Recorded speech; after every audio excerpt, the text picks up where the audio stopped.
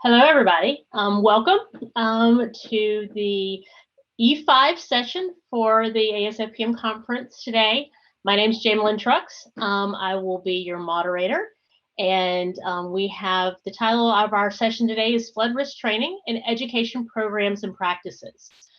And we thank you for joining us today.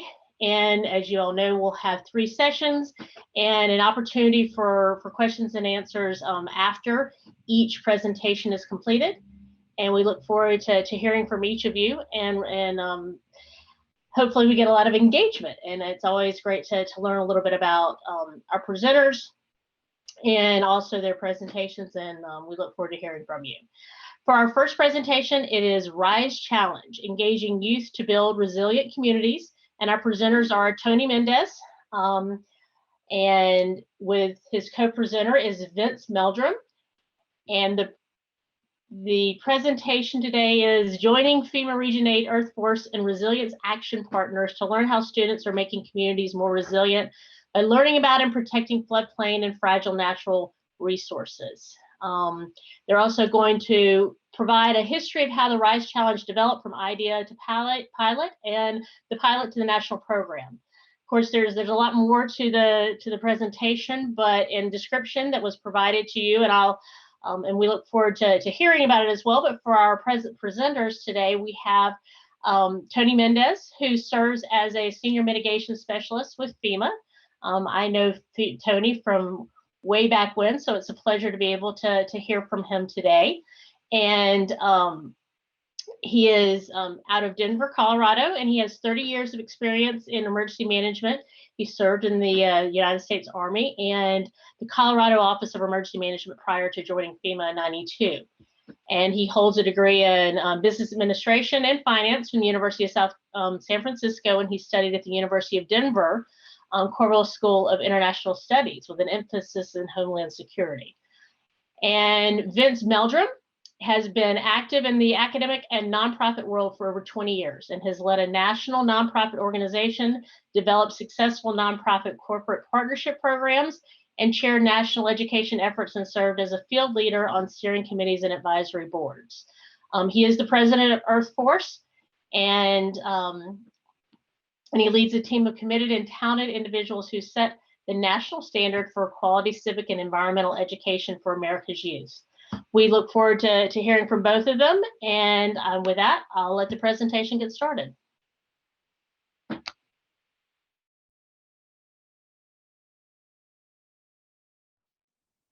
Thank you for joining us today.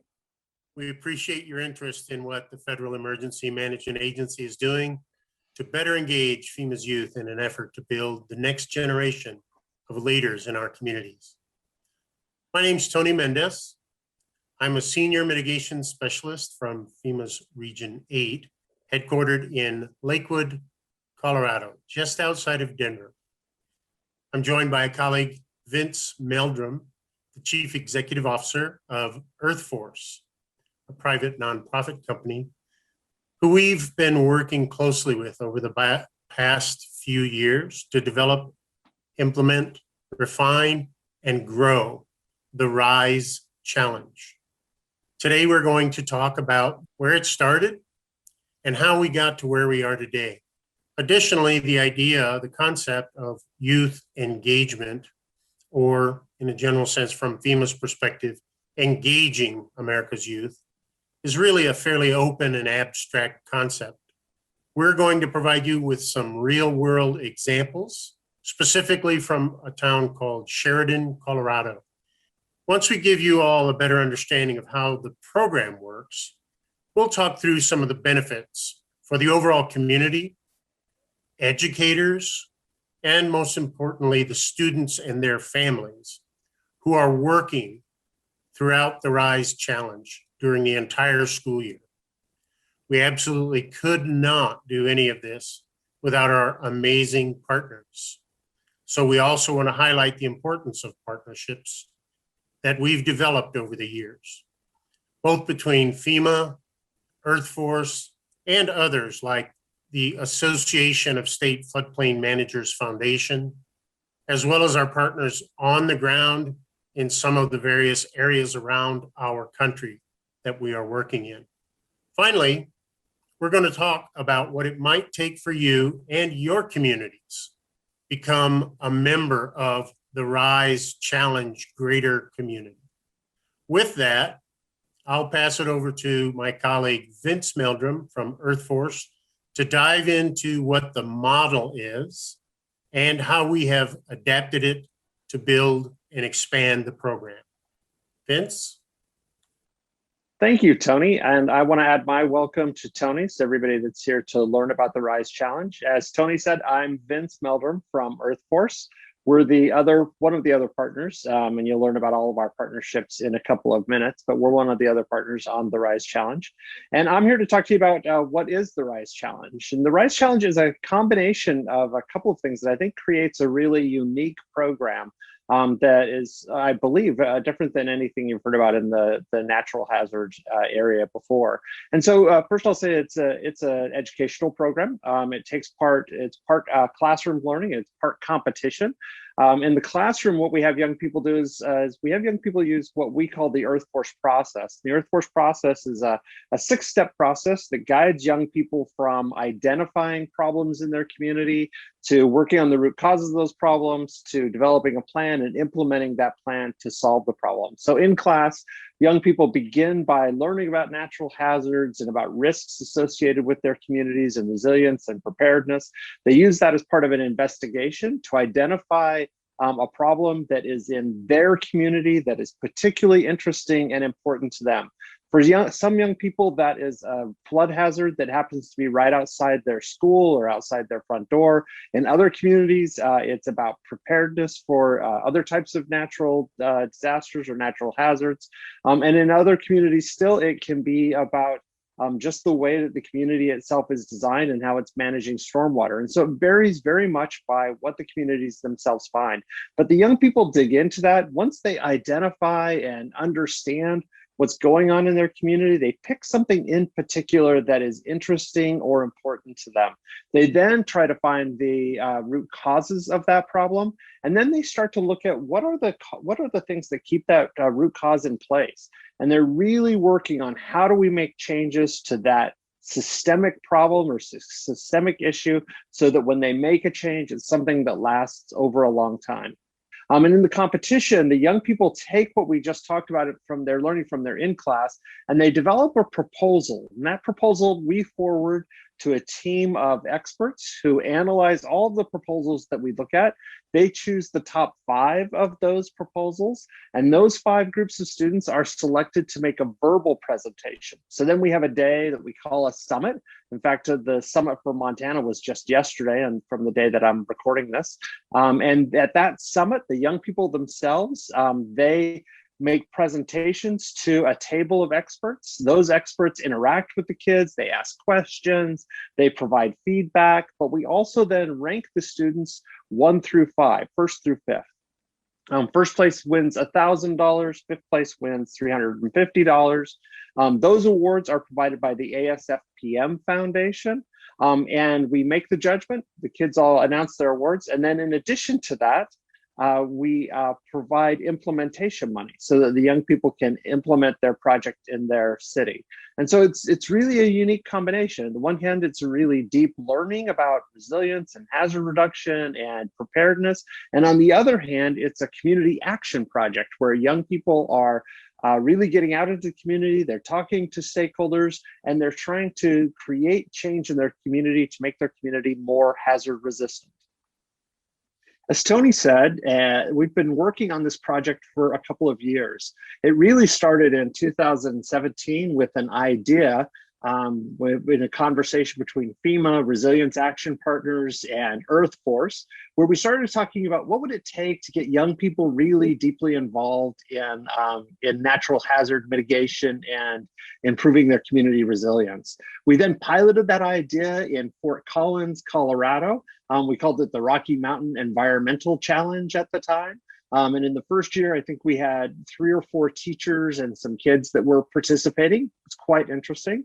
In 2019, we refined that model. ASFPM Foundation joined us, and we kept working on the model. We also devised a new name for it.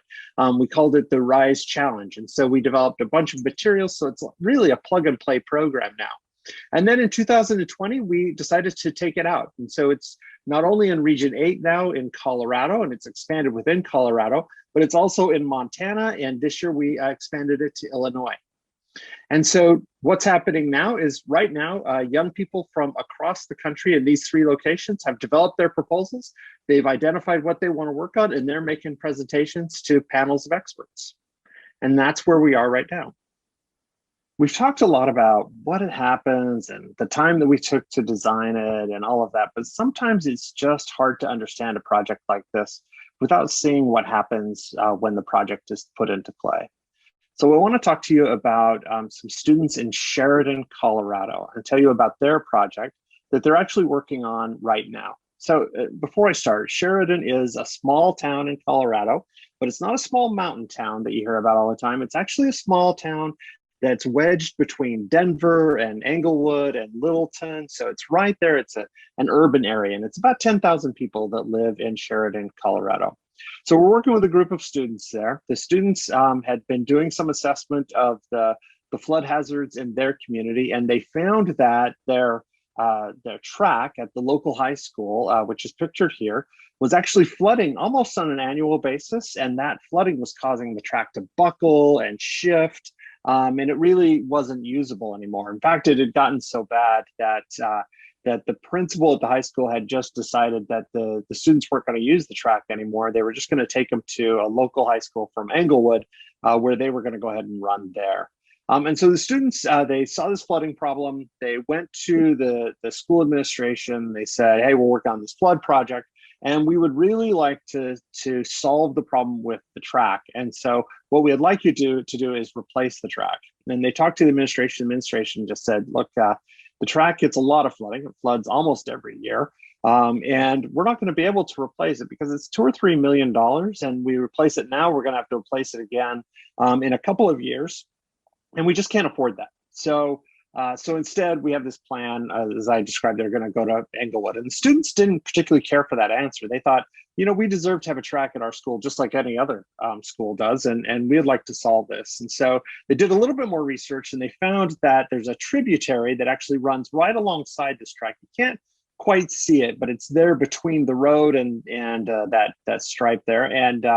And there's a tributary there. It's actually called the Sheridan High tributary. And that tributary had just gotten to the point where almost every year it was going over its banks. And the way that the track and field are is it's kind of down in a lower area than everything else. And so every time that it floods, it goes right down onto the track, and it's destroying the track and field. And so the kids in this time, they went back, they said, yeah, it's the tributary's fault. So let's go talk to the facilities folks. And so they talked to the COO of the district and the person that ran facilities of the district. They described the problem, and they said, you're exactly right. You've identified the problem.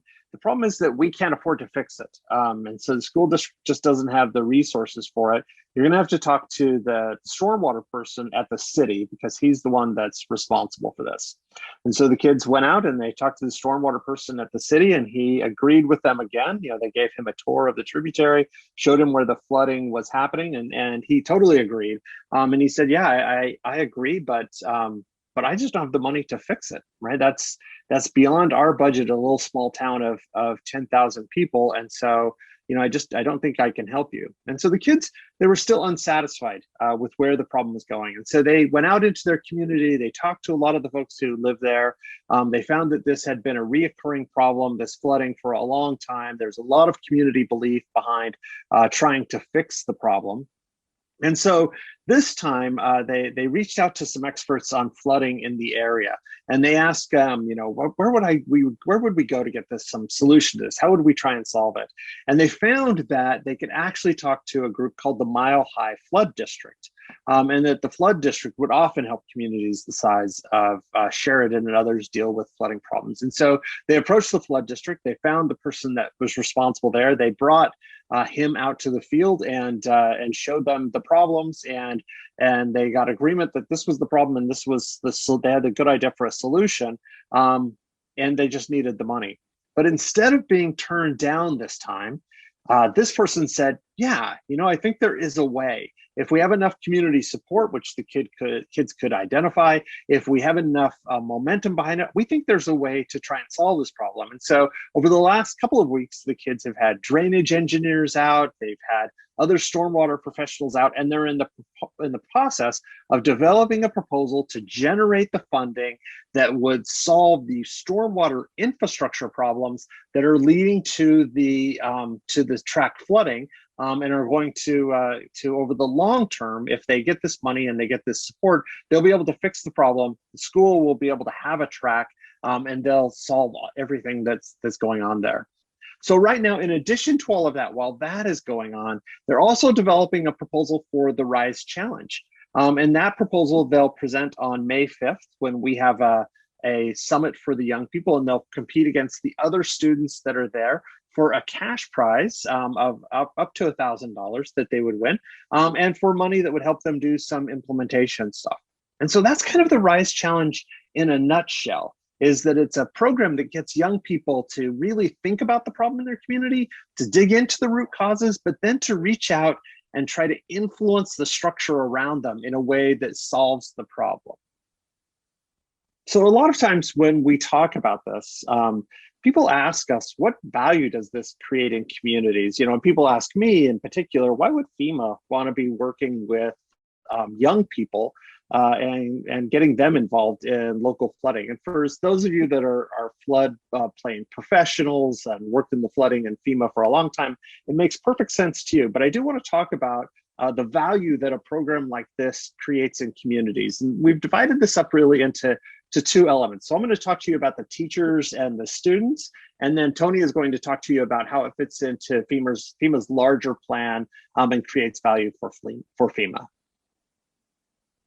So each year, we train a whole bunch of educators who are going to take students through the process that I described earlier, but we also ask those students and educators what impact this has had on them. And at a 30,000 foot level, the thing that we want to see is that we want to see these young people who participate in the RISE Challenge now continue to be involved in hazard planning and mitigation in their communities long after they leave us. And so that's our goal.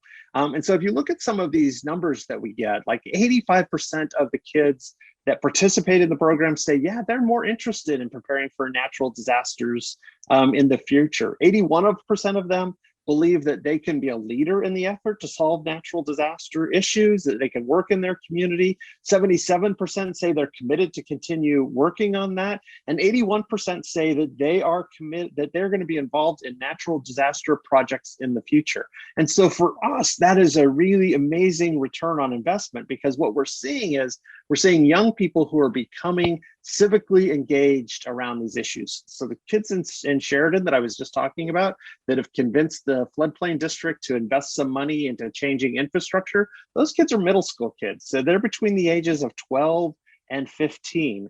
And the reason we work with kids in that age group is because research says that young people in that age, and that 12 to 15, that's where they're identifying their civic skills, kind of building their civic muscles. And if you get them to use the tools of change during that time period, they'll take that into their lives and they'll be civically engaged around these issues forever.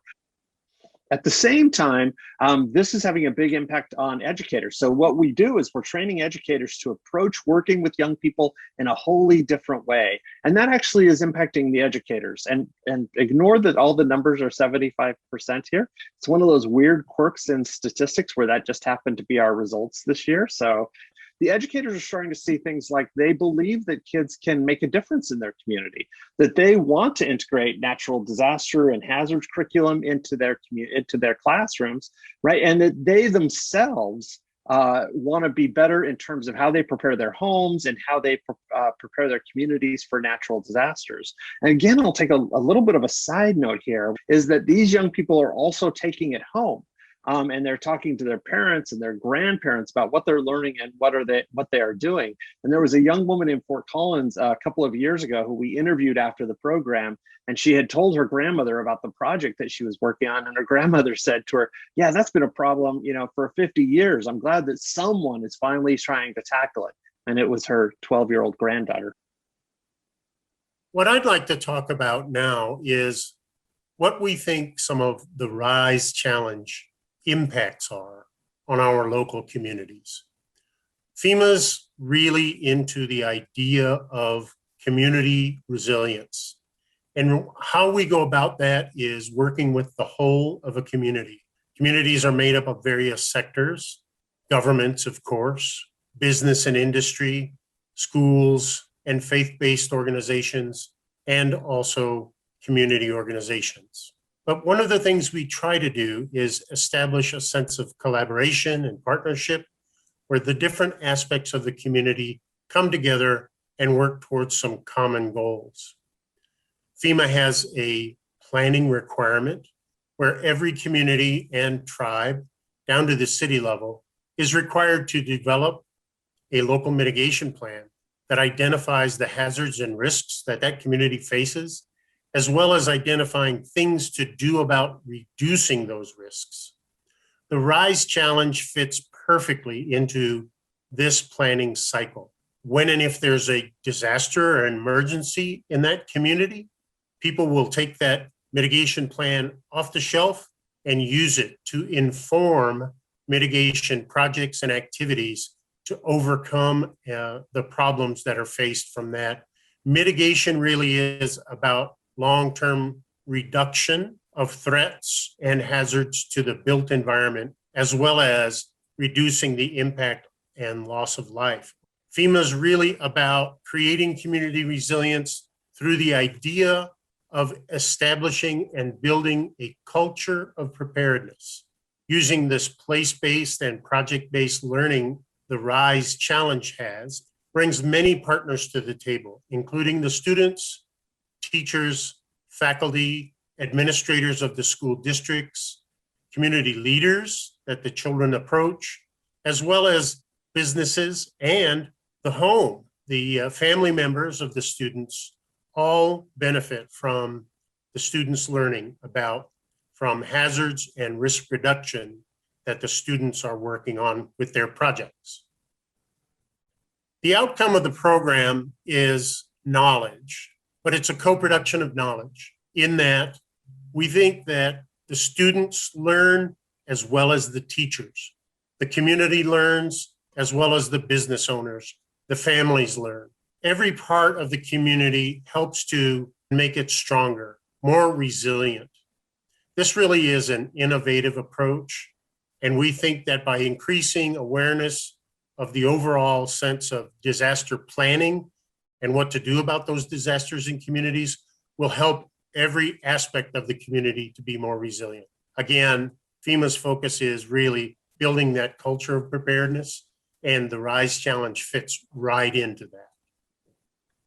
One of the things that we talked about right at the start that Tony mentioned is the power of partnerships. And one of the things that I've been incredibly impressed with over the last 4 years as we've come to know the FEMA community and the floodplain community, the natural hazard community across the country, is that you guys really get at kind of a basic level the importance of partnerships and working across sectors to solve problems.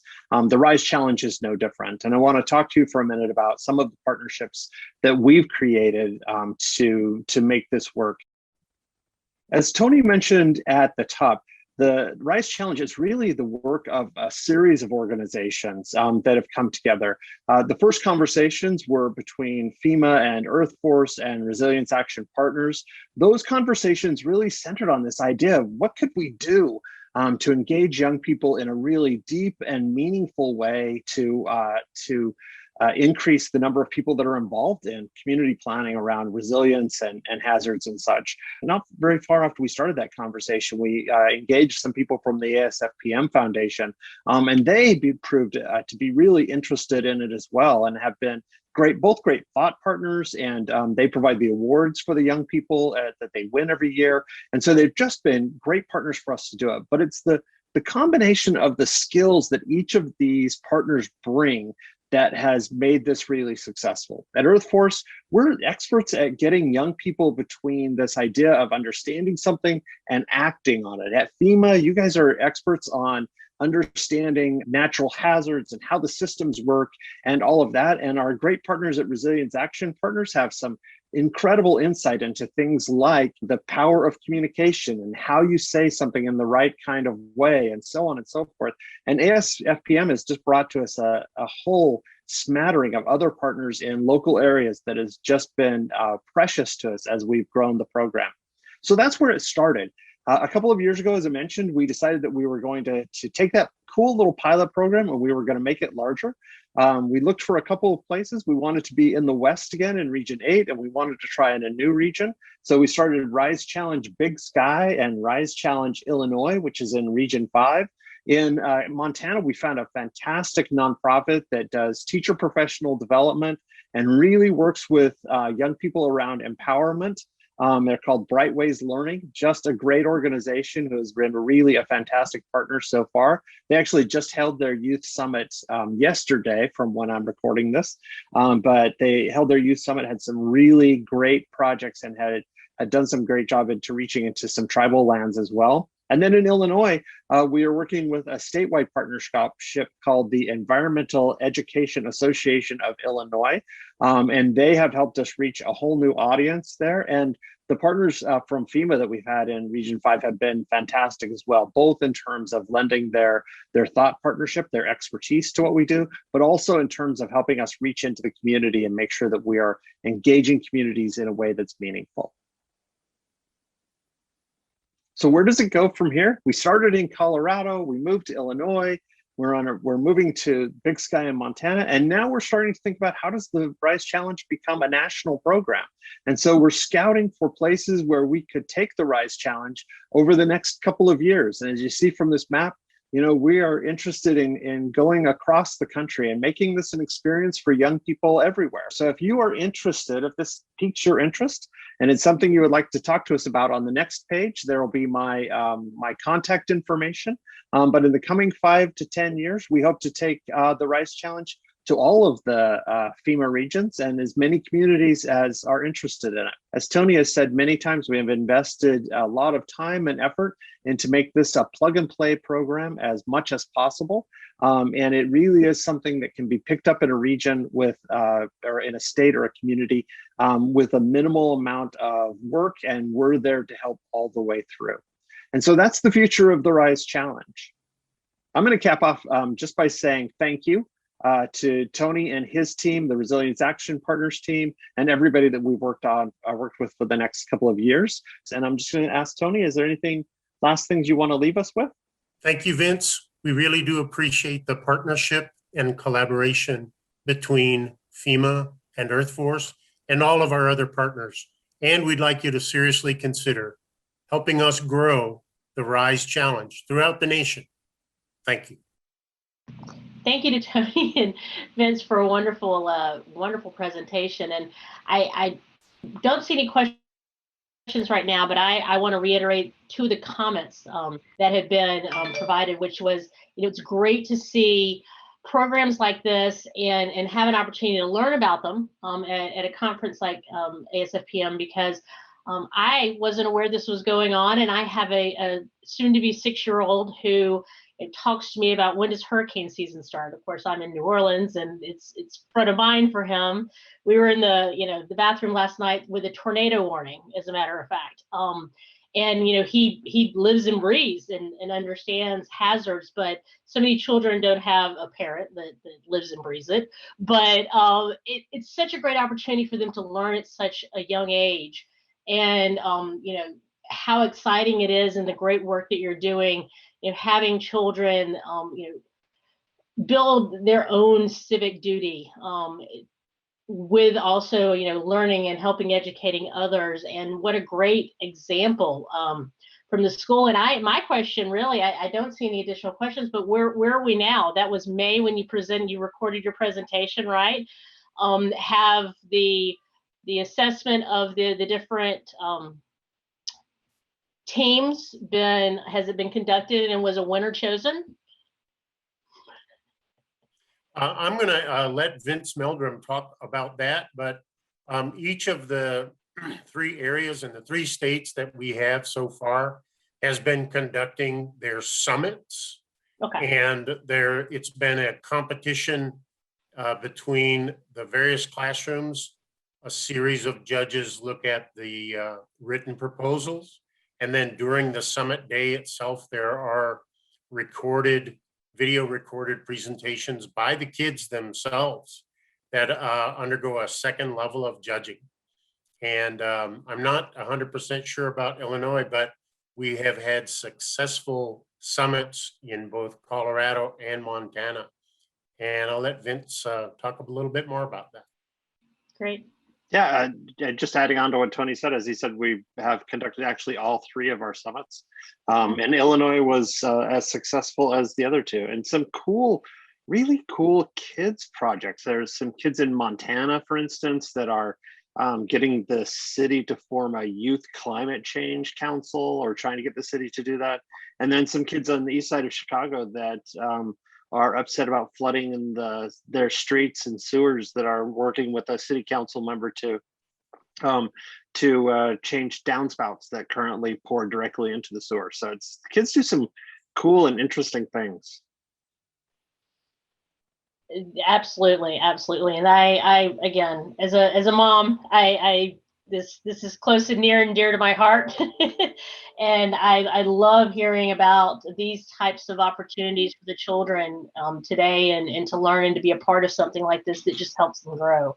And I think the only, again, we don't have any other questions. I wanted to hear kind of where we were with the summits from this year, and great to hear everything has gone well. And the only other comments were, you actually just brought up Chicago, and someone said they'd like to see it, and there may be some additional urban areas in the future. But my call to everyone is, you mentioned your partners, right, and looking for additional partners to be able to expand this.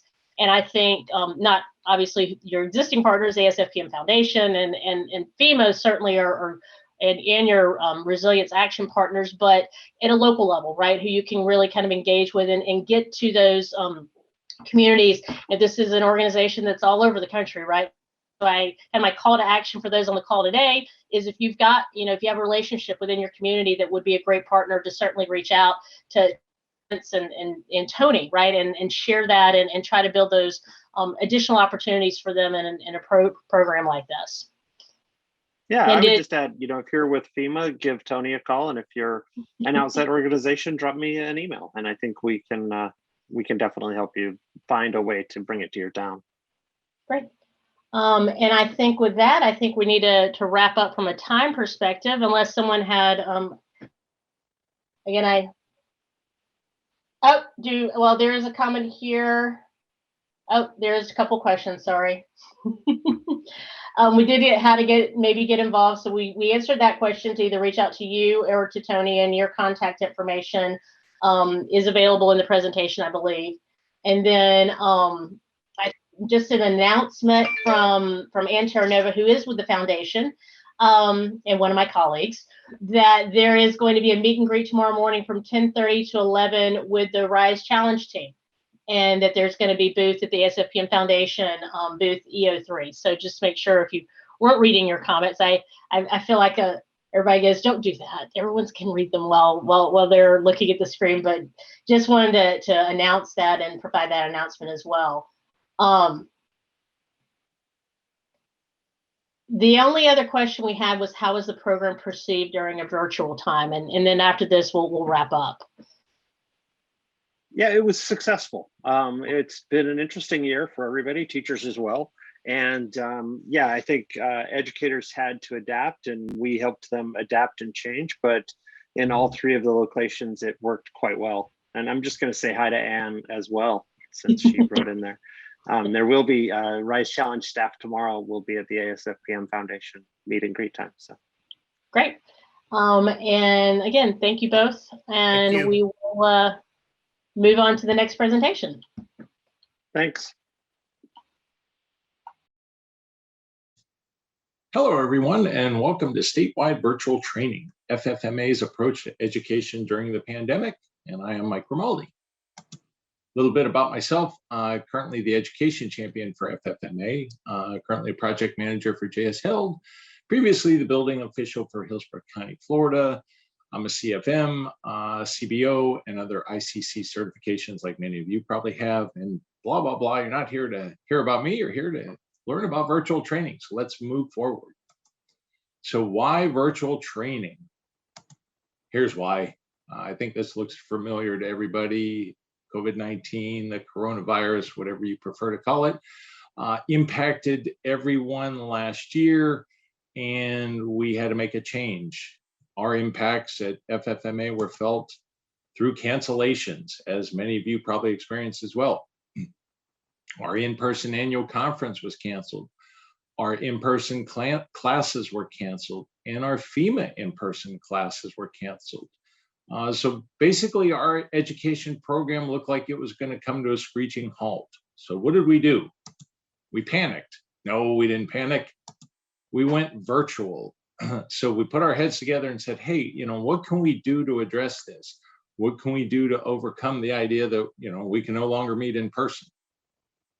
And we started with our annual conference. At the last minute, everyone got together and we created it as a virtual conference. Look, we even came up with a really cool name for it at the top of your slide. They're working univirtually to stop flooding. We knew what we had to do because we still want to make things happen. So that's what we did. So we started with the annual conference, and that went really well. And we converted it into our classes. We took all of our classes, I say all of them, many of our classes, and turned them into virtual ones. Even our multiple day ones, like our 2-day fundamentals of floodplain management, we turned into a 2-day format. And guess what? It worked.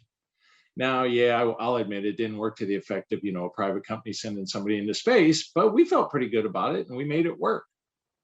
And the idea was that we were able to provide our same education level of training in a virtual format without the idea or the need to do so in person. Along the way, we found some benefits of going virtual. And we'll talk about each of these throughout the presentation. And these include leveraging existing trainers, trainer support, a low barrier to get classes scheduled. It was cost effective for both FFMA and the attendees. Allowed additional subject matter experts for each class, the adaptability and specialization, and it was still fun and engaging. We still, got positive results from conducting this in a virtual format. What we learned is it's easier to teach a certified floodplain manager how to use GoToWebinar or Zoom than it would be to take somebody that was just tech savvy and make them into a CFM. That's rather difficult, as you can imagine. So we found that, with a little bit of training, we were able to get people on board with teaching in a virtual format.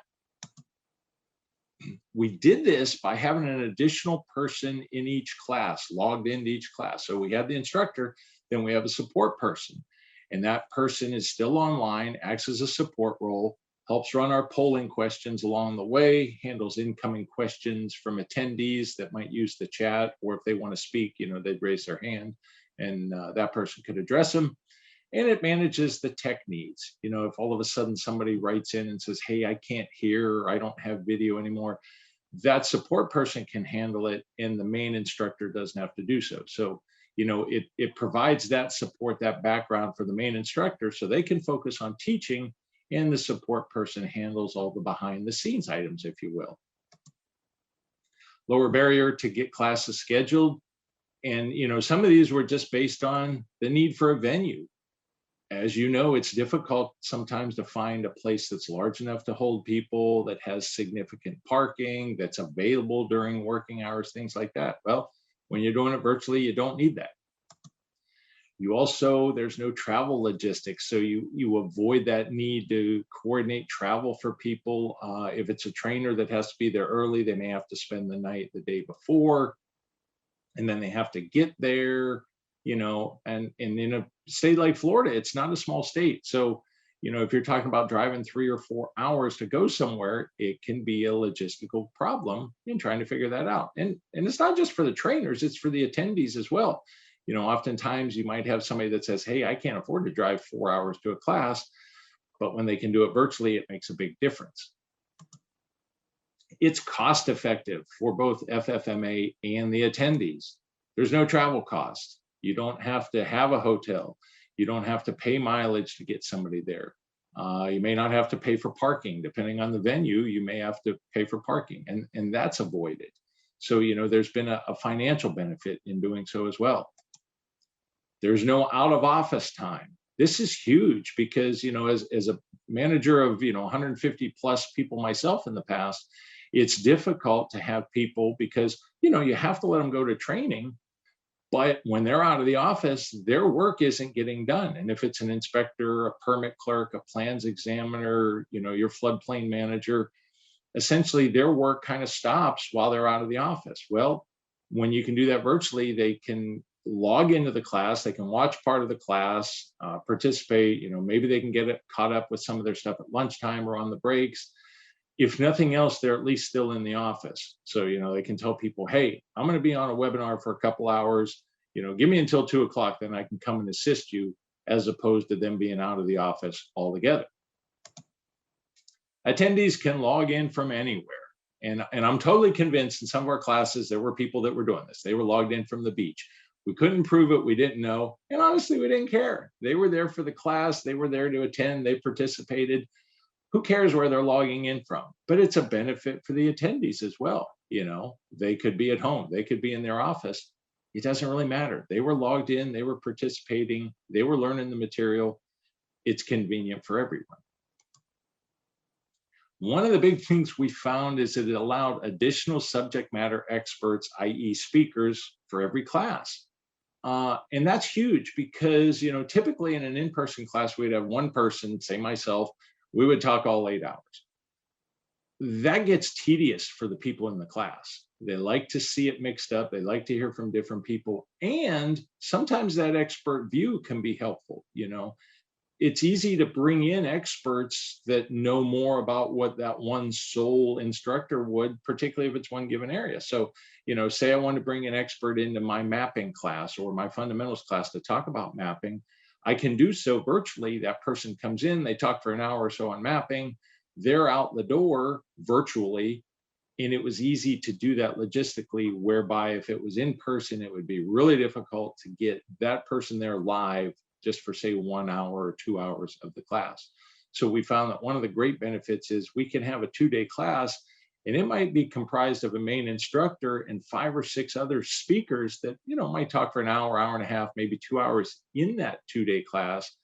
But it's been a great benefit for, the well-roundedness of the class and for the attendees as well. Some of these other benefits include adaptability and specialization. We can develop and roll out new classes seemingly a lot quicker, particularly when we look at the threshold of what we need to have people in attendance, to be able to host a class. If we're having an in-person and there's a venue and there's logistics involved, you kind of need to have that 20 or 25 people in there. If we do it virtually, we've said, hey, we could have 5 or 6 people and it's still essentially worth doing. And obviously, the more specialized topics can be offered as well. You're hard pressed if you want to say, hey, we're going to conduct an hour-long class. We're going to get a venue and people are going to show up. That's kind of impractical. And let's face it, if you had an hour-long class somewhere, you're probably not going to get a lot of people to attend. But if you offer an hour-long webinar, you can get 30 or 40 people. Particularly, we do a lot of ours at lunchtime. You can get 20, 30, 40 people in that'll sign into a webinar at lunch.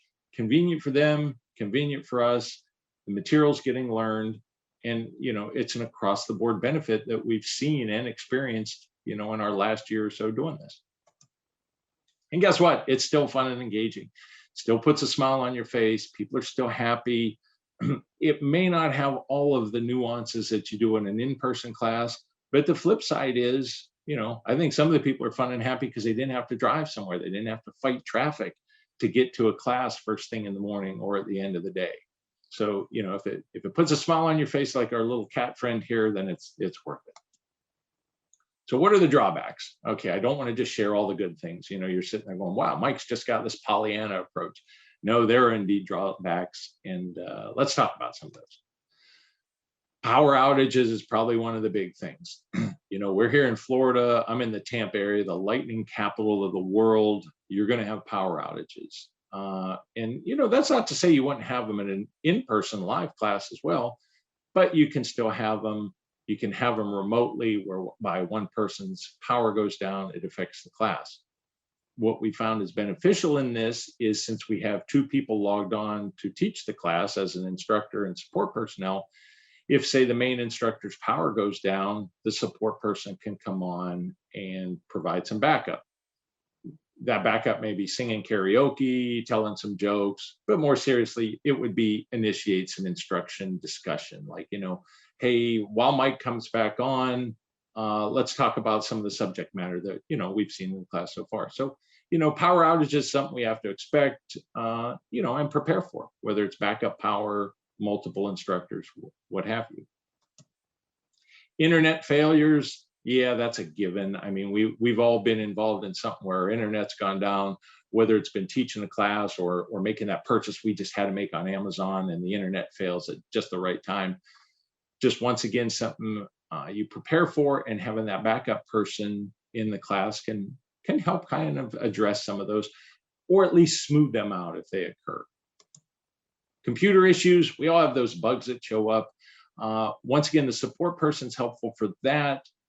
And one of the other things we've been doing is if we have new people, new instructors get involved, typically the day before the class, we'll invite them to a practice session, make sure that they can turn on their camera properly, turn on their audio properly, share their screen properly, make sure they feel comfortable with the format, especially if we're using something different than what they typically use. If we're using GoToWebinar and they're used to Zoom, and try to, nip those all in the bud before the day of the presentation. Found that's pretty helpful. Spend a little 15 minutes the day before, a little bit of time ahead of time can prevent a lot of problems the day of. One of the biggest challenges we've probably seen is some of the material can be a challenge for discussing online. And by that, I mean some like map reading exercises. If we're doing something in person, the instructor can walk around the room, look over somebody's shoulder and go, oh, here's what we're talking about on the map. Here's what we're talking about. Reading that firm, measuring, what have you, that might be related to a map reading exercise. If you're doing that virtually, you have to think about that ahead of time and prepare some slides that might provide that guidance, maybe a highlighted area, a zoomed in area, etc., of the particular map you want to talk about. Also, group discussions. We can have breakout rooms. You can do that virtually. We can encourage people to participate by way of raising their hands, speaking, using the chat, etc. It's just group discussions might be a little more challenging to do virtually. But I got to tell you, I've been in classes as well of in person where it's kind of hard. You got to really extract some information from people sometimes because not a lot of people are comfortable speaking in a group, so they may not even speak up in an in-person class, let alone a virtual one. But it's just a challenge we've seen along the way. Instructor comfortability. So this has been one of the challenges. Not everybody's comfortable, speaking at a camera like I'm doing right now. There's no audience. It's just me, my computer monitors, and the webcam. But we found that support can help overcome that. The idea is to get people out of their shell, move forward, jump right into that deep end, take a plunge. We'll be here to save you. If you do, that's what the support person's for. I mean, the worst case scenario is you have trouble getting your web camera working or you have trouble getting the slides working. Guess what? That happens in person too. I've had PowerPoint problems in person. I've had a projector bulb break. There's really no difference. So when you explain to people that, hey, some of the same things that you have to face in person, like there might be a traffic jam and you might not get there on time, are the same things that you can overcome virtually. Finally, there's the naysayers. We all know who they are. There's somebody in your office that's like that. There might be somebody in your family that's like that they're always saying, hey, that's not going to work. What about this? What about that? They can come up with a million reasons why something won't work, but they have trouble coming up with one good reason why it might. So be prepared for those. We were prepared for those. And you address it by saying, look, we're going to make this work. You may be a naysayer, but we can still meet this challenge. We have to meet this challenge. We weren't able to go out in person. We weren't able to have in-person classes. The only other thing we could do is just sit back and not do anything. And, to sit around and do nothing, we know what's going to happen then. Nothing. If we do nothing, nothing's going to happen. So we've met those challenges, even with the naysayers that, might be wanting to rain on our parade. So we looked at all the pros and cons, and guess what? As we see in our diagram here, the pros kind of outweighed the cons, and we moved forward. And as I said, we met success in doing so. What are we going to do moving forward now? Well, in-person classes will resume whenever we're able, and they will continue as before. We're going to have those same brick and mortar classes. We're going to have classes in person. We're going to, go back to the way we were doing it before, because we know that works and people appreciate that. But we're going to continue with the virtual classes as well. We've gotten really great positive comments from that. We've got a lot of people that have said, hey, I'm 5 hours away driving from where that seminar or class or webinar would have been held. I would not have been able to attend had it not been virtually. Thanks for doing this. Those people are going to continue to want that same offering, so we're going to continue to do so. So I see us moving forward with offering as many in-person classes as we can in the tail end of the pandemic.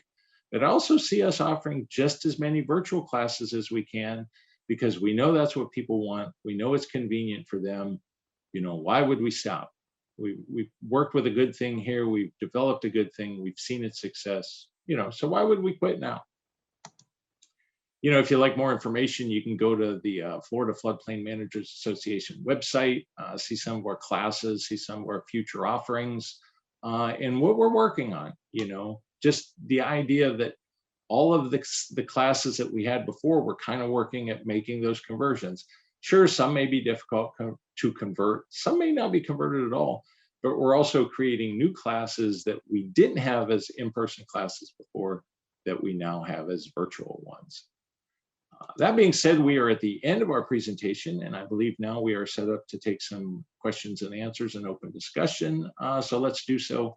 And then finally, there's my contact information. If anybody would like any more information on how we've been doing this, please feel free to reach out to me via email or telephone. Thank you for your attention and attendance. We appreciate it. Well, thank you, Mike. Forgive me, we didn't get an opportunity to introduce your presentation or yourself prior to the recording, but just to briefly recap, I think there was a clear understanding of what your presentation was about, so I'm certainly not going to provide an overview there, but relating to Mike and give a little bit of his background. He has over 30 years of experience gained on both sides of the permitting counter. And as you can tell, he is obviously, is very involved with the Florida Floodplain Management Association. And, in the last year, in the unique environment we've had, has been actively involved in the training and the different delivery of that. But that comes from, it looks like he was with Hillsborough County, Florida Development of Services Division in the building department.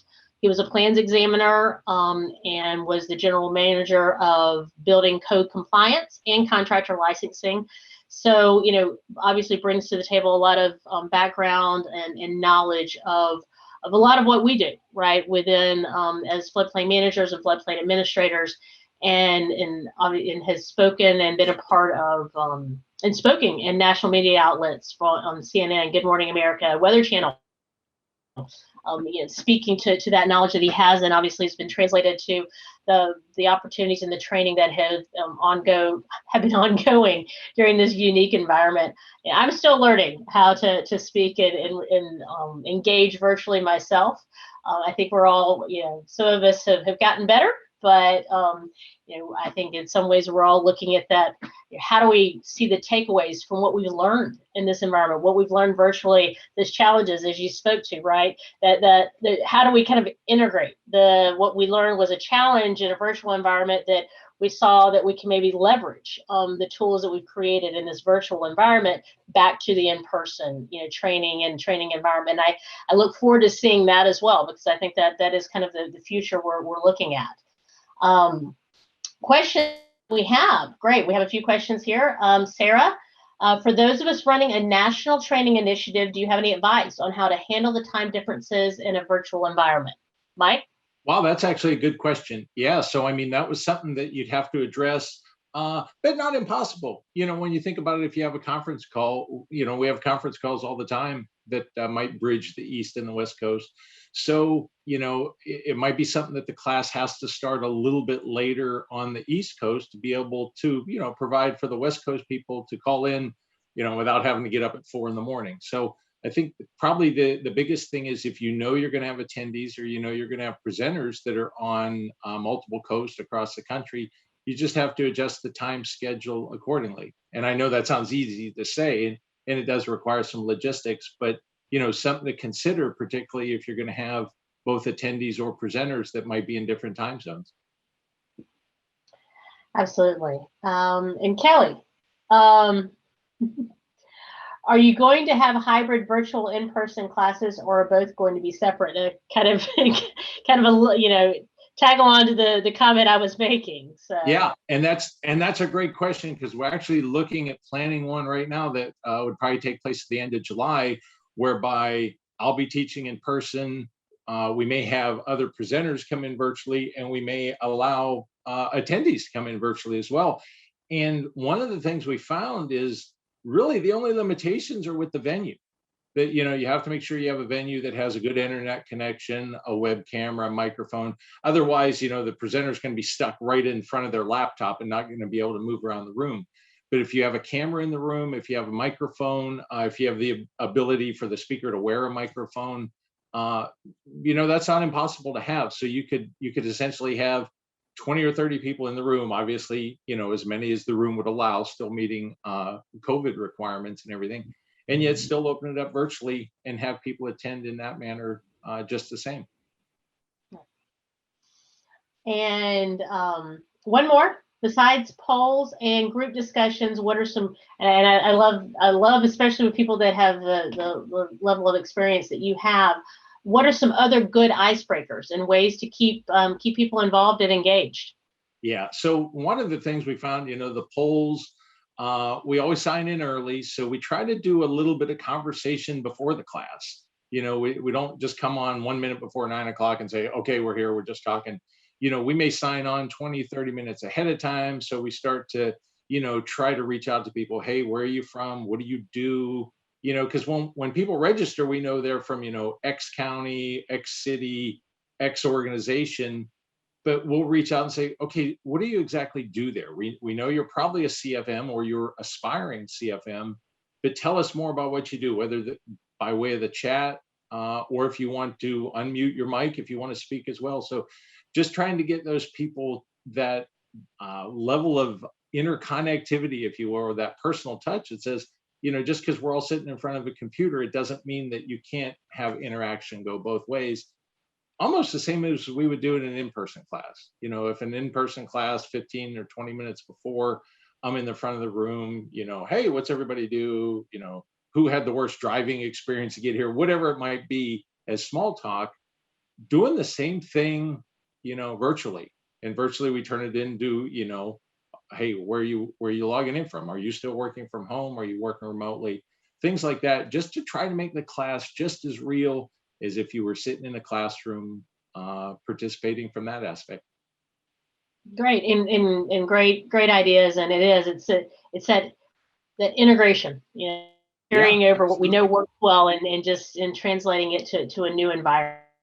And I thank you, Mike. I thank you for your your great insights and really sharing with us today. And with that, we will transition to the next presenter and next presentation. And with that, I'll introduce the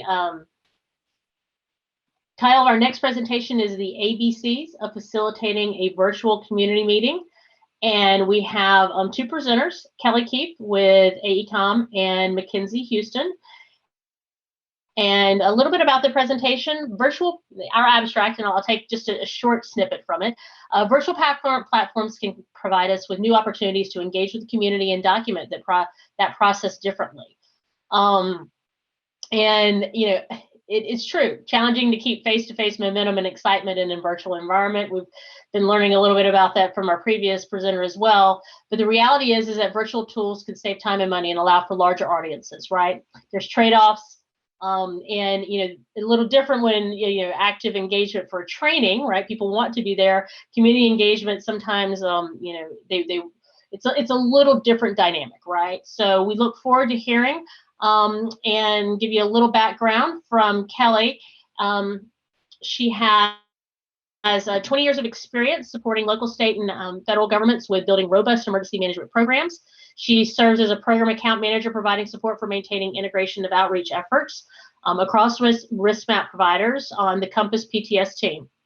And she has worked as a program analyst for FEMA, specializing in risk analysis and planning while facilitating mitigation program consultations. And then we don't have an intro for Mackenzie, but we'll let her introduce herself after we listen to the presentation. And with that, I will let the presentation get started. Hello, and welcome to our session. I'm Kelly Keefe, and with me, I have Mackenzie Houston. And today, we're going to be discussing the ABCs of facilitating a virtual community meeting. Thanks for joining us. An overview. We're going to talk about these components in detail. A, for accessibility. B, for building trust. C, for compliance. And D, for design. And how to build on these components in order to create the best virtual experience for your community and their unique needs. Virtual platforms this year have offered us a great new opportunity to engage and reach a broader spectrum of our communities. But there are some trade-offs. It's offered us a lot of new challenges. It seems sometimes it's harder to get people to engage robustly like they have before in in-person meetings and be more of a on-the-sideline observer in this new virtual world. How can we leverage this greater audience that we have in these new tools in order to create a greater impact and reach more people? Let's discuss. Accessibility. When hosting a virtual public meeting, you want to ensure that the meeting is accessible to all. Are there language or ADA requirements for this audience? These are some factors to consider. There are also some socioeconomic considerations to make. Do community members have access to a computer or a smartphone? Is there reliable Wi-Fi in the area? If you've answered no to some of these questions, you may want to consider to have some alternatives available, such as an audio-only option, so that participants can access the meeting via telephone. Or they may like to view the meeting. See if you can coordinate with a local community center or a library or other public meeting space that could possibly host the virtual meeting. Think about language translation services and options, especially ones that might be unique to your area. And for those with hearing or vision barriers, using closed captioning has often been resourceful.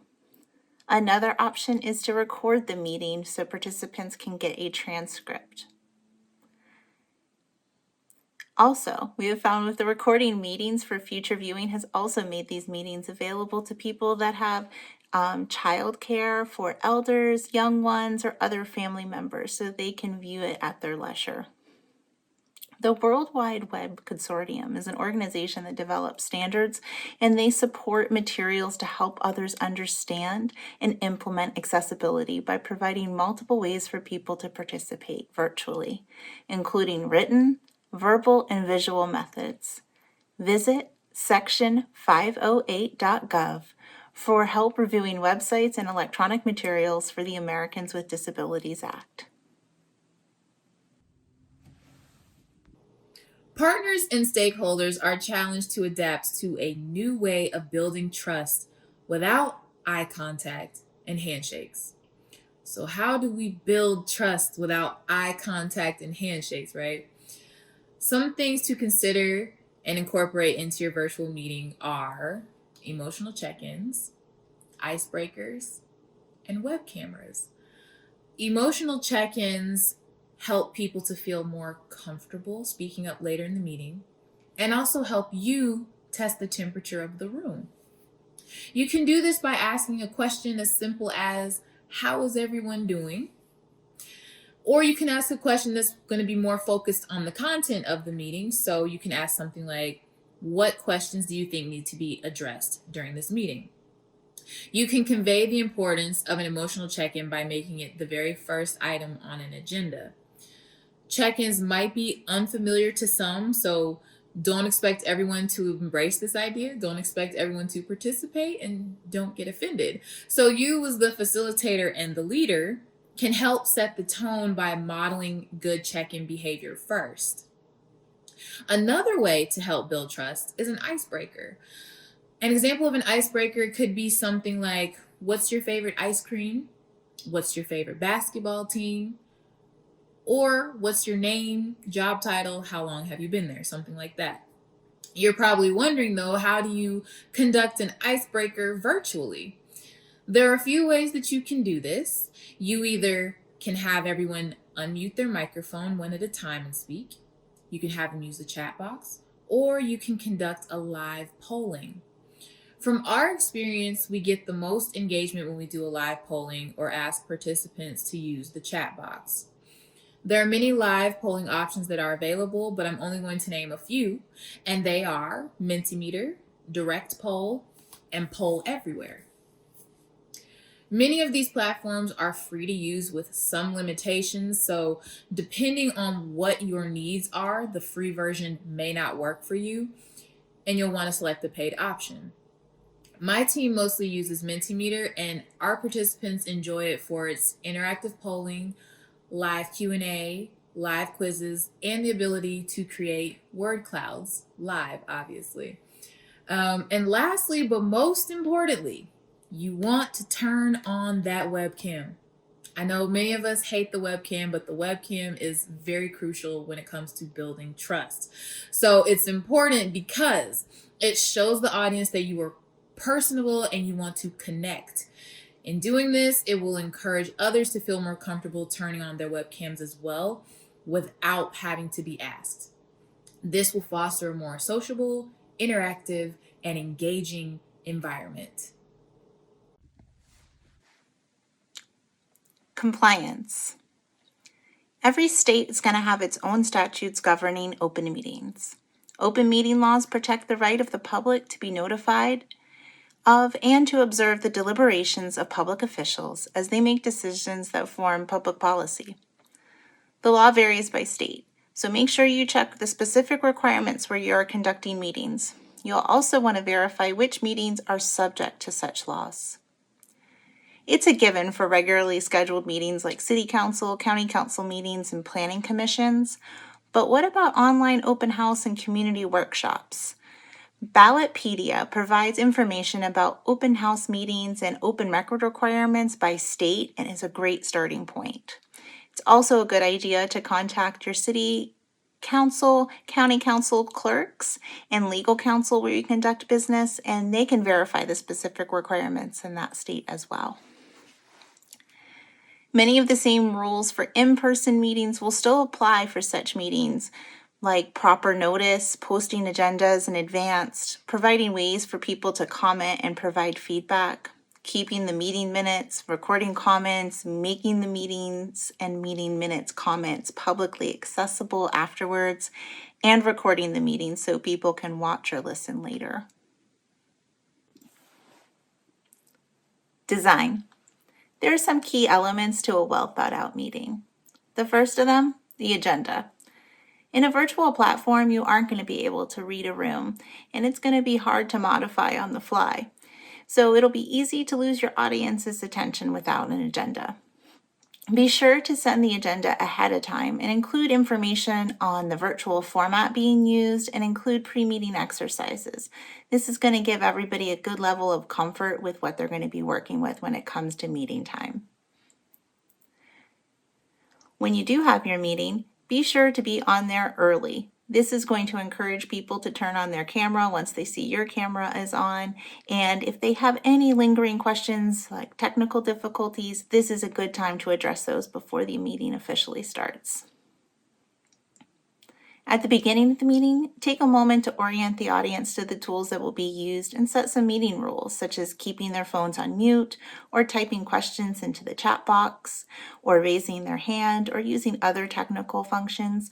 We've even seen communities use the chat box as a way of doing a virtual sign-in sheet, and it really minimized a lot of errors with spelling and finding proper titles of people, so it really worked out great for them because they established those rules in the beginning. Now for B, banning multitasking, it was once thought of as a way of getting many things done, and we're all guilty of it because we have so much to do and so many meetings and so much work. But now it's understood that when you do too many things at the same time, it can lead to poor performance, a lack of understanding, and a lack of continuity of what's going on. So make sure that we are good leaders and we silence our phones and notifications that could interrupt a meeting, and do the same for our computer. And this will help our audience engage in those same good practices by turning on their cameras and making the meeting more interactive with their participation. And lastly, closing the meeting. Close the session with clarity and commitment. Ask if there are lingering questions. You might have a lot of people that are intimidated about an online performance. So give them the opportunity to make comments beyond the meeting, have scheduled office hours, or a time where they can reach out to you individually. And thank everyone, and be sure to follow up. We have such a great opportunity to maintain contact with people that have participated virtually because they leave things like email addresses or names that are spelled properly. And so we can do a great job by following up and make them feel that we have a commitment to them. When it comes to hosting a virtual meeting, there are a variety of platforms that you can choose from. Some are better than others, of course, but it really boils down to your needs and what your preference is. So Microsoft Teams, Zoom, WebEx, GoToMeeting, Adobe Connect, and Google Meet are just a few of the virtual platforms that are available. Many of these platforms are free of charge, but there is a limit on the number of participants when you choose to use the free version. So these platforms can support anywhere from 20 to 3,000 audience members. So you'll want to know ahead of time how many people you're expecting so that you choose the platform that will best accommodate you and your participants. We've hosted meetings on all the platforms that I mentioned except for Adobe Connect and Google Meet. My personal favorite is actually going to be GoToMeeting. I find it to be more user-friendly, but again, it's all a matter of preference, of course, and dependent on what your needs are. Now to discuss the do's and the don'ts. When conducting a virtual meeting, the presentation is a very important factor. So first, you will want to create an outline. Having an outline will help you formally arrange and develop ideas for your presentation. Once your outline is finalized, it gives the audience a better idea of the topics that will be up for discussion. Next, your slide titles should be clear and concise and also make them very visible. Include only one idea per slide. If possible, each subject should have its own slide. That way you don't overwhelm yourself and the audience, and you don't stay paused on one slide for too long trying to discuss multiple ideas, which can also cause you to lose the attention of your audience. You want to edit your slides down to the essentials.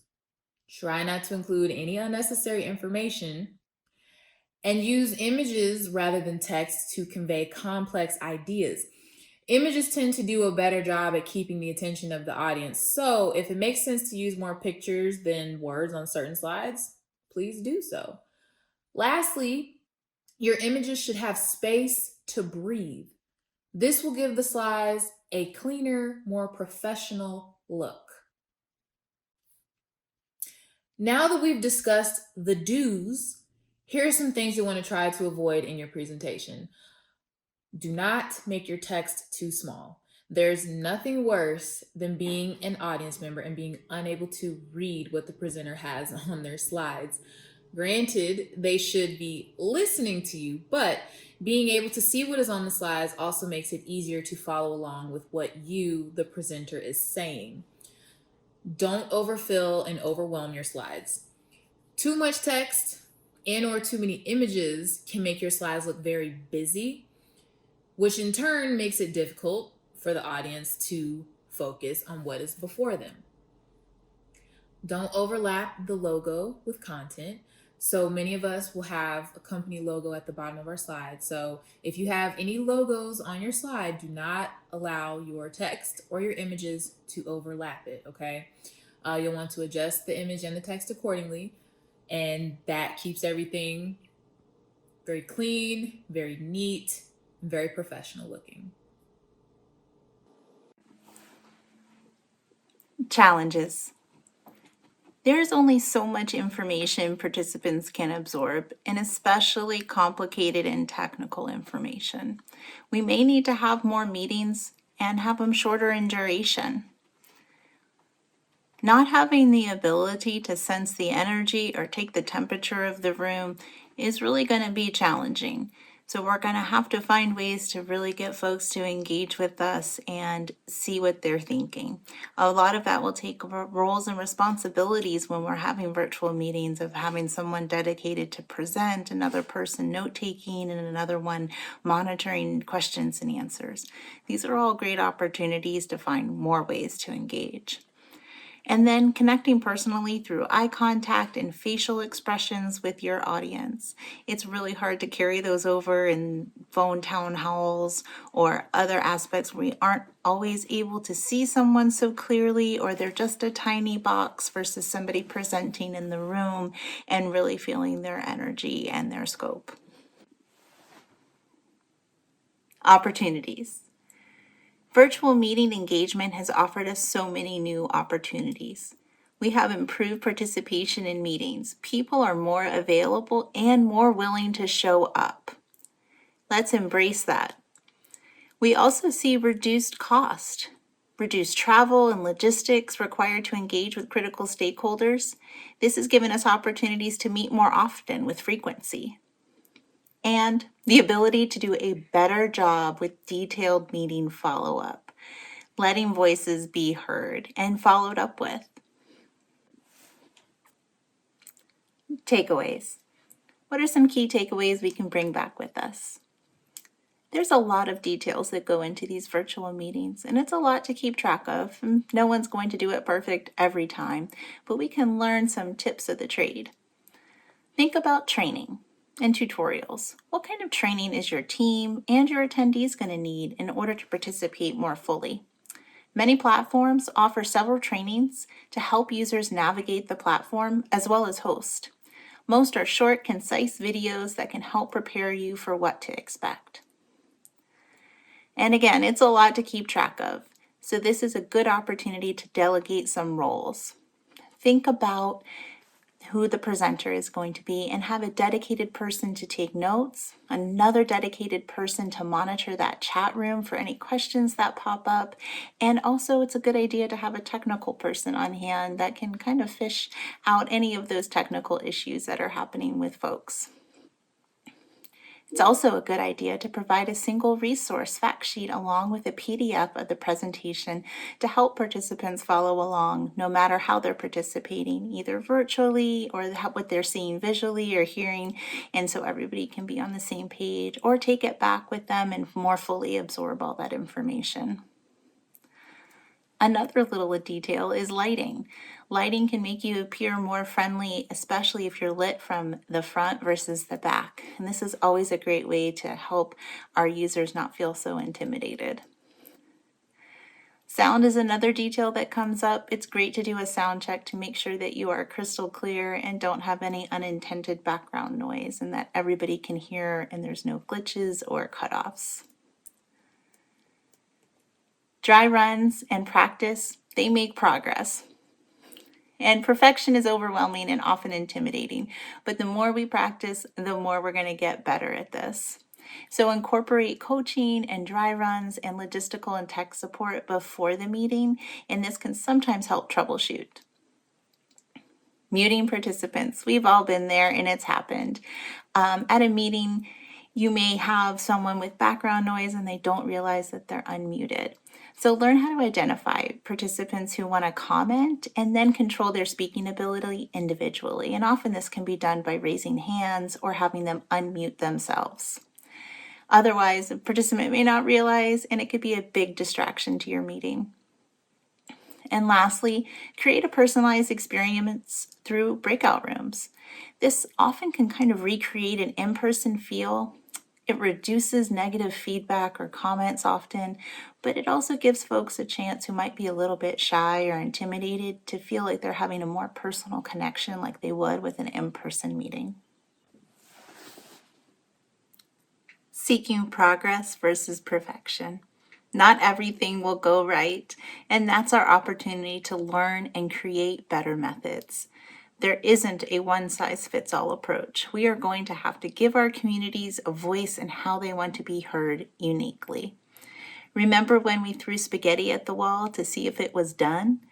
Give yourself and communities grace to figure this out together. We are looking forward to hearing stories about how virtual community meetings are progressing in your backyards during our live question and answer session. Thank you. And to Mackenzie, a good indicator that it's a topic that everyone is interested in is when you get a request for your slides, right? So we see in the comments a request for the slides, and I do believe, I know the presentations are available after the fact, and I believe we can certainly find out directly from ASFPM, and even though the presenters, if they're willing to make those available directly for someone that has requested.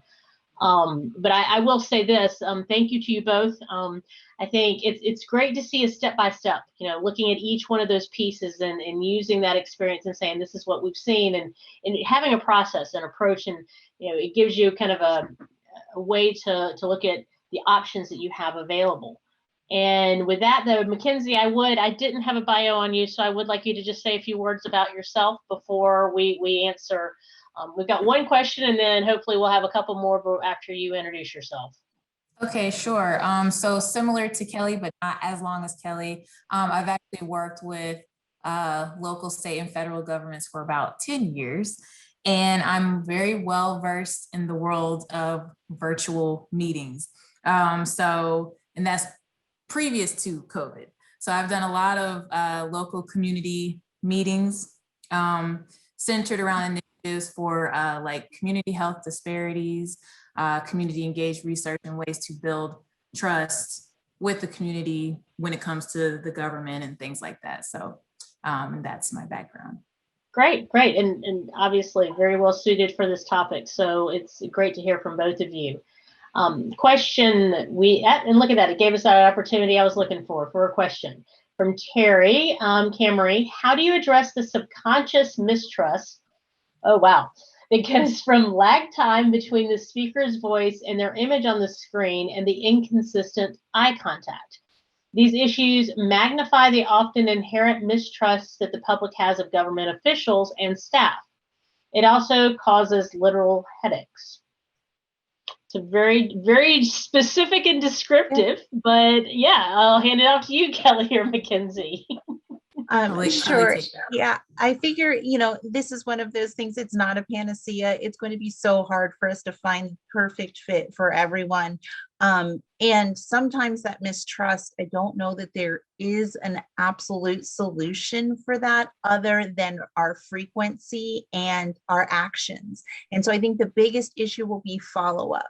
As long as we feel that we are following up, nobody here is a recording star. Nobody here is a professional anchor person. So we are all learning. We are doing better each day. I think we find even doing public speaking, we have found some that have just flourished doing it virtually because they're at home, they're more comfortable, they can do it so much better than they could if they feel the pressure of being live. Other of us are more good at being live and feeling the energy of the room and getting the head nods and making the eye contact. So I think, that's really a tough question because I think for as many more people as we reach in one method, we might disenfranchise some more in another. But yes, I think it's just something we are going to have to gauge with each community being so unique.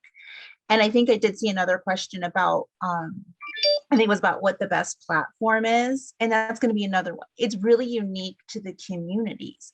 I kind of have found, and I don't want to like put one out for a particular platform, but if you were talking about tissues versus Kleenex, Zoom is probably what most mainstream America, everybody has heard of Zoom, and that's what they think of when they think of these meetings. So there is a more level of comfort and trust with something like Zoom. I have a high level of comfort with Teams, but because we feel that not everybody understands that platform as well, sometimes we tend to lean on Zoom because, you know, I always use my parents as an example. Even my parents Zoom, you know, so I'm able to, you know, people have a less of a sense of like, this is something new or different. I'm not going to try it. I don't want to load a new app onto my phone or to my computer. They probably already have Zoom because they did a Thanksgiving with their family. So I wouldn't say it's the best, but it has a definite trust and reach with like a brand name. Great. And yeah, you're right. I had not, I skipped over that one, didn't I?